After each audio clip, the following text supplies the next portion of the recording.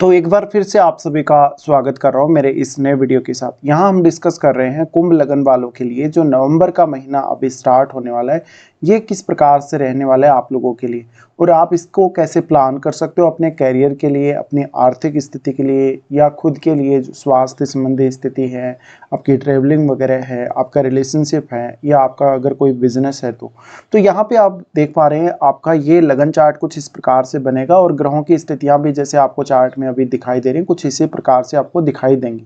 सबसे पहले यहाँ हम गोचरीय स्थितियों के बारे में बात कर लेते हैं, फिर इस प्लेसमेंट के आधार पर आगे बढ़ेंगे।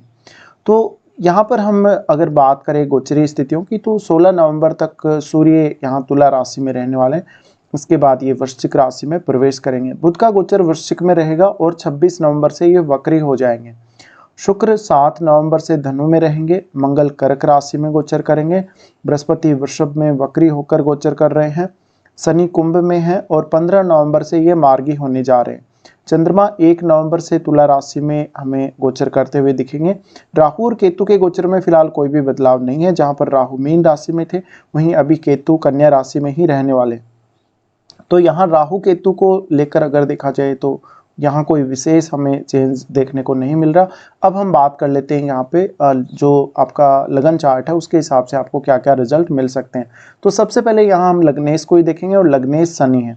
अब शनि इस मंथ में मार्गी होने जा रहे तो लगभग 15 नवंबर तक की स्थितियों में जैसे अभी तक आपकी जो कंडीशंस बनी हुई थी कि आपका वैवाहिक जीवन को लेके अच्छी प्रगति हो रही थी, आपको बिजनेस में प्रगति हो रही थी, पार्टनरशिप वगैरह आपकी अच्छी चल रही थी, लेकिन अब क्योंकि शनि मार्गी होने जा रहे हैं तो अब आपकी जो चीज़ें हैं थोड़ी थोड़ी स्लो होना शुरू होंगी क्योंकि मुख्य रूप से जो वक्री शनि होते हैं वो ज़्यादा बेहतर होते हैं जो मुख्य रूप से जो मार्गी शनि होते हैं उनकी तुलना में। अगर देखा जाए तो जो मार्गी शनि हैं उनकी तुलना में वक्री शनि थोड़े ज़्यादा बेहतर कहे जा सकते हैं। इसलिए यहाँ शनि क्योंकि अब मार्गी होने जा रहे हैं तो अब आपके कुछ कार्यों में रुकावटें आ सकती हैं। लगभग आपको 15 तारीख से पहले पहले अपने कोई भी जो इम्पोर्टेंट काम है उनको पूरा कर लेना चाहिए। आपको ऐसा लग रहा है जहां जहां भी रुकावटें आ सकती हैं आपके किसी भी काम में, जैसे कि आपकी आर्थिक स्थिति को लेके, आपके वैवाहिक जीवन को लेके या आपकी कोई ट्रेवलिंग होने वाली है या आप कोई बहुत इंपॉर्टेंट डिसीजन लेने वाले अपने कैरियर वगैरह से रिलेटेड। यहाँ अब शनि क्योंकि 12वें भाव के भी स्वामी तो इसका असर आपके फॉरेन सेटलमेंट पे या फॉरेन टूर पे भी पड़ेगा। इसके साथ साथ आपके स्वास्थ्य पे भी इसका बहुत गहरा असर पड़ेगा। तो अब आप ये देखेंगे कि आप धीरे धीरे थोड़ा सा कहीं ना कहीं आलस्य वाली स्थिति में आते जा रहे हैं, बहुत ज़्यादा लेजी होते जा रहे हैं और यहाँ पे फिर पार्टनर के ऊपर भी थोड़े से आप ज़्यादा हावी दिखाई देंगे कुछ समय पश्चात।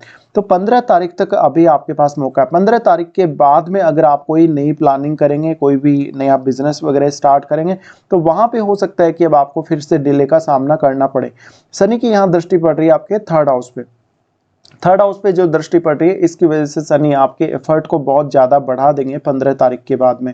इसके साथ साथ भाई बहनों के साथ या आपके रिलेटिव्स के साथ किसी भी प्रकार का आपको कोई लेन देन करना है, उनके साथ आपका कोई विशेष रूप से अगर कोई काम है तो उसको अभी से आपको निपटाना चाहिए। इसके अलावा कुछ हद तक आप ज़्यादा एक्टिव होने के बजाय आप थोड़े से ज़्यादा लेजी होंगे तो लगभग हर काम में आपका एफर्ट बढ़ जाएगा, हर काम को करना थोड़ा सा आपके लिए मुश्किल होगा। शनि की दृष्टि यहाँ आपके 7वें भाव पे भी पड़ रही है। 7वें भाव पे जो दृष्टि पड़ रही है इसकी वजह से अक्सर दूसरों के साथ कन्वर्सेशन में आते समय या दूसरों के साथ बातचीत करते समय या दूसरे लोगों के साथ किसी भी प्रकार का लेन देन करते समय आपको विशेष रूप से काफ़ी ज़्यादा एक्टिव रहना है। शनि की दृष्टि आपके 10th हाउस पर भी है। 10th हाउस पर दृष्टि होने की वजह से अभी आप 15 नवंबर से पहले पहले अगर अपने करियर में कुछ चेंज चाहते हैं या करियर में कोई बहुत बड़ा अगर डिसीजन लेने जा रहे हैं तो उसका प्लान पहले ही कर लें। इसके बाद हम देखेंगे गुरु को। गुरु जो कि आपके दूसरे भाव के स्वामी और आपके 11वें भाव के स्वामी। गुरु अब क्योंकि वक्री हैं फिलहाल, वक्री होते हुए गुरु भी आपको बहुत ही ज़्यादा अभी चांस दे रहे हैं और लगभग क्योंकि इस मंथ में तो गुरु अभी भी वक्री ही रहने वाले हैं। ऐसे में आपके लिए कैरियर को लेके, अपने डोमेस्टिक लाइफ को लेके बहुत ही अच्छा अवसर है। गुरु यहाँ पर आपके 4th हाउस में होते हुए अगर आपका घर वालों के साथ कोई भी लेन देन है, किसी भी प्रकार का प्रॉपर्टी से रिलेटेड कोई काम है या कोई आप अपने लिए कुछ पर्सनली कोई ऐसी चीज़ खरीदना चाहते हैं जो आप खरीदने का प्लान कर रहे हैं तो ऐसे में आप अभी से प्लानिंग करके चल सकते हैं आने वाले समय के लिए। गुरु यहाँ पर क्योंकि दोनों ही धन वाले भावों को रिप्रेजेंट करते हैं, इसलिए आपका सीधा सीधा जो गुरु के गोचर का असर है वो आपके आर्थिक स्थिति पर तो पड़ेगा ही पड़ेगा, और आपके कहीं ना कहीं वो भौतिक सुखों पर भी पड़ेगा।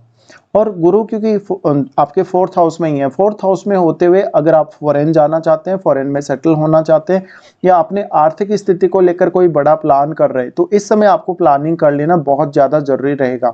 गुरु का दृष्टि यहाँ से आपके 8वें भाव पे है। 8वें भाव पे जो गुरु का दृष्टि है, ये आपको किसी ना किसी तरीके से ज्यादा आध्यात्म की तरफ लेकर जाएगा, और ज्यादा से ज्यादा अकल्ट की तरफ लेकर जाएगा। रिसर्च वगैरह में आपकी काफी ज्यादा सहायता कर सकता है गुरु यहाँ पर।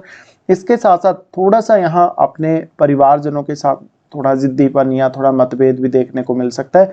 यहाँ गुरु का संबंध केतु से बन रहा है। केतु से बनने की वजह से अपने घर में कोई भी प्रकार का आप अगर तंत्र मंत्र वगैरह से रिलेटेड काम कर रहे हैं, पूजा पाठ वगैरह कर रहे हैं, हवन वगैरह कर रहे हैं, तो वो आप जरूर कर सकते हैं। गुरु का दृष्टि फिर आपके 10th हाउस पर है।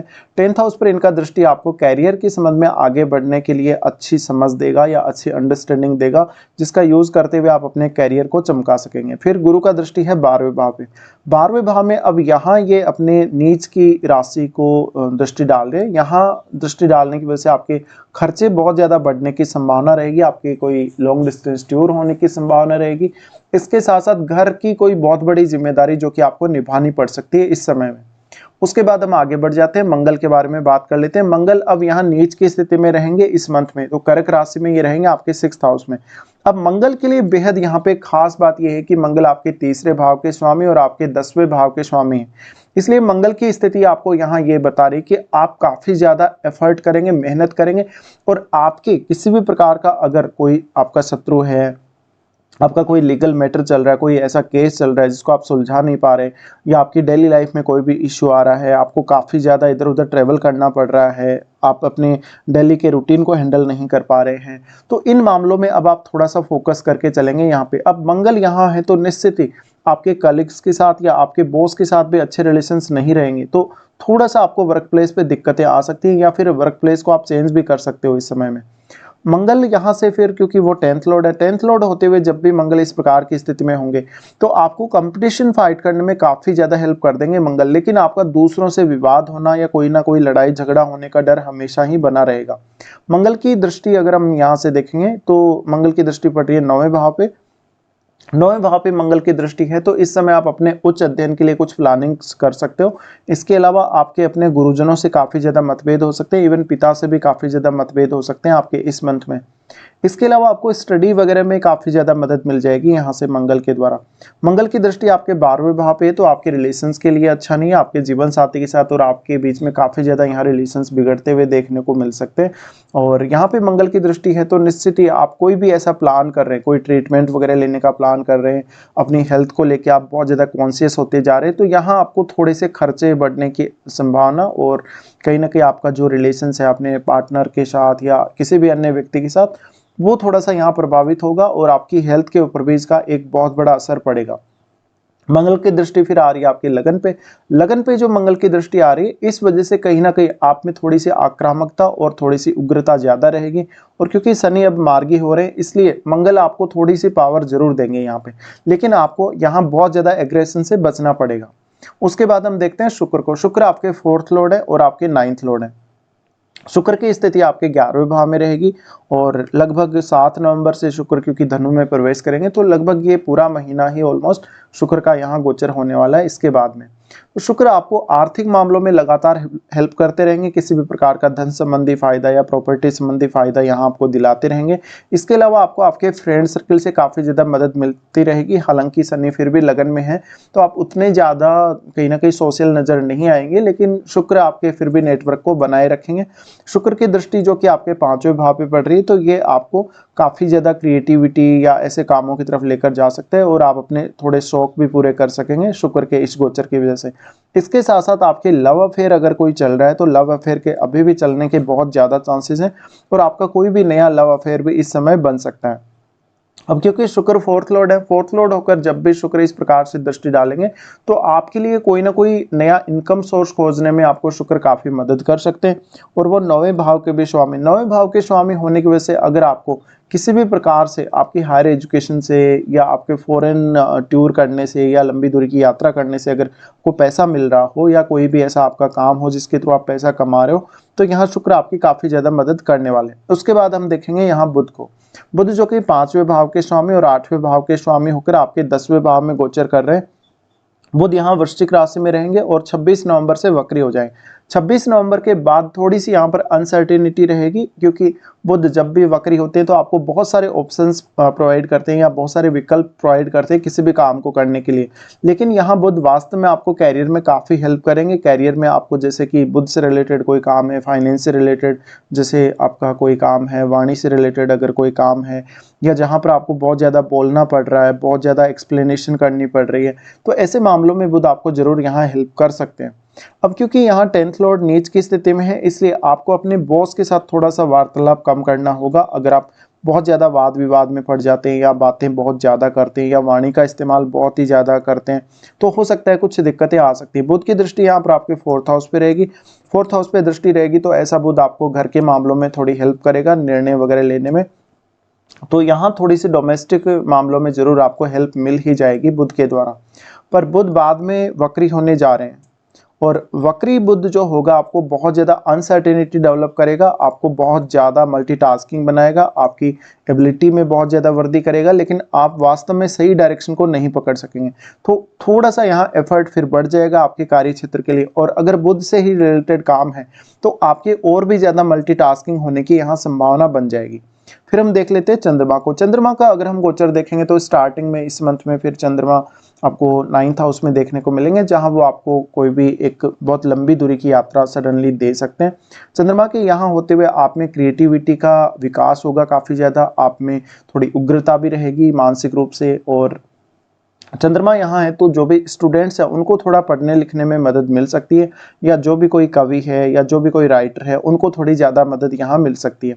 चंद्रमा फिर आपके 10th हाउस में प्रवेश करेंगे, जहाँ वो नीच की स्थिति में होंगे। ये आपके थोड़ा सा स्ट्रेस डेवलप कर सकते हैं यहाँ पे, या थोड़ी सी एंग्जाइटी डेवलप कर सकते हैं, और आपके बॉस के साथ भी रिश्तों को लेकर थोड़ा तनाव होने की संभावना रहेगी।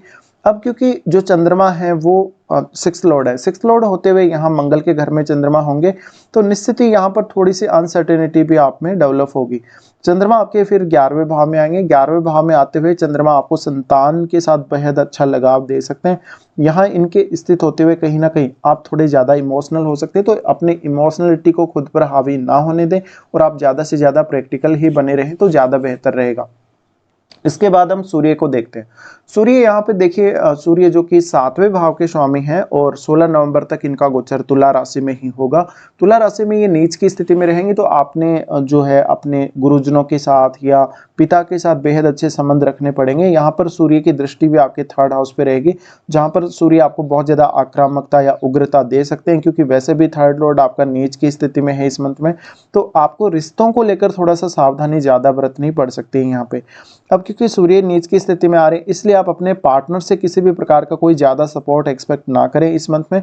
सूर्य फिर यहाँ पर क्योंकि वो बाद में आगे बढ़ जाएंगे और आगे बढ़कर फिर वो जा रहे हैं आपके 10th हाउस में, लेकिन ये कार्य क्षेत्र के लिए निश्चित रूप से अच्छे होंगे आपके 10th हाउस में प्रवेश करने के बाद। बट 16 नवंबर तक की स्थितियों में क्योंकि सूर्य नीच की स्थिति में है, इसलिए आपको यहाँ पर बहुत ही ज़्यादा उग्रता का प्रयोग नहीं करना है। यहाँ पर आपको अपने आप को बहुत ज़्यादा संयमित करना पड़ेगा, और आपको पर्टिकुलरली कोई भी जो काम कर रहे हैं, आप कोई भी काम करने के लिए कोशिश कर रहे हैं, उसके ऊपर ज़्यादा से ज़्यादा फोकस करना पड़ेगा।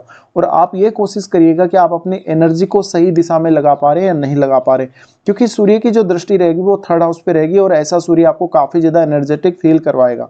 फिर सूर्य यहाँ 10th हाउस में प्रवेश करेंगे। 10th हाउस में सूर्य का प्रवेश होना आपके कार्य क्षेत्र के लिए बहुत ज़्यादा अच्छा रहेगा।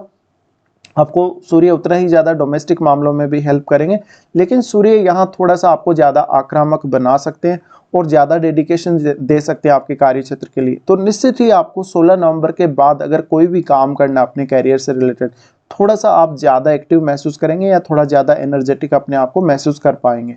तो ऐसी कंडीशन आपको देखने को मिलेगी सूर्य की इस गोचरीय स्थिति की वजह से। अब लगभग हम सभी ग्रहों के बारे में यहाँ बात कर चुके हैं। अब यहाँ पे हम राहु केतु के बारे में कोई भी चर्चा नहीं करेंगे, क्योंकि ऑलरेडी इनके बारे में पहले काफ़ी ज़्यादा चर्चाएं हो चुके हैं।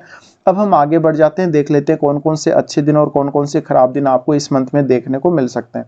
सबसे पहले अच्छे दिनों की ही बात करेंगे। अच्छे दिनों में अगर देखें तो 5, 6, उसके बाद 16 से 19 तारीख तक, 22 से 24 तारीख तक और 27 से 29 तारीख तक, ये दिन आपको बेहद अच्छे देखने को मिलेंगे।